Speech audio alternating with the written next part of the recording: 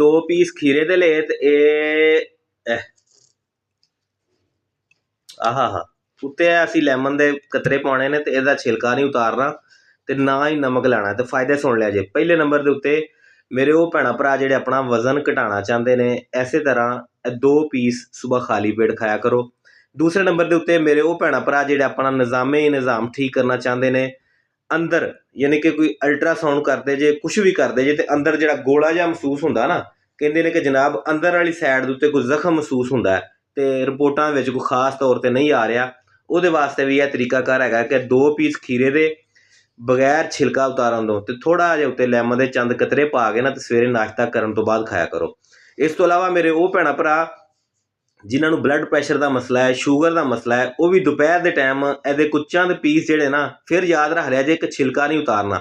ਇਹਨੂੰ ਰੈਗੂਲਰ ਖਾਣਾ ਸ਼ੁਰੂ ਕਰੋ, ਇਨਸ਼ਾਅੱਲਾ ਦਵਾਈਆਂ ਤੋਂ ਬਗੈਰ ਤਬੀਅਤ ਜਿਹੜੀ ਹੈ ਨਾ ਹਸ਼ਾਸ਼ ਬਸ਼ਾਸ਼ ਠੀਕ ਠਾਕ ਰਹੇਗੀ। ਹਾਂ ਅਲਬੱਤਾ ਅਗਰ ਬਹੁਤ ਜ਼ਿਆਦਾ ਸ਼ਿੱਦਤ ਦੇ ਨਾਲ ਬਿਮਾਰੀ ਹੈ ਤੇ ਯਾਰ ਪਾਣੀ ਜ਼ਿਆਦਾ ਪੀ ਲਿਆ ਕਰੋ। ਅੱਲਾਹ ਪਾਕ ਨੇ ਜਿਹੜੇ ਸਾਨੂੰ ਕੁਦਰਤ ਨੇ ਜਿਹੜੇ ਤੋਹਫੇ ਦਿੱਤੇ ਨੇ ਨਾ, ਇਹਨਾਂ ਵਿੱਚ ਕੁਦਰਤ ਦਾ ਬਹੁਤ ਵੱਡਾ ਇੱਕ ਕਿਰਦਾਰ ਹੈ। ਨਬੀ ਪਾਕ ਦੇ ਉੱਤੇ ਦੁਰੂਦ ਇਬਰਾਹੀਮ ਪੜ੍ਹ ਕੇ ਨਾ ਕਮੈਂਟ ਦੇ ਵਿੱਚ ਸੁਭਾਨ ਅੱਲਾਹ ਲਿਖ ਦਿਆ ਜੇ।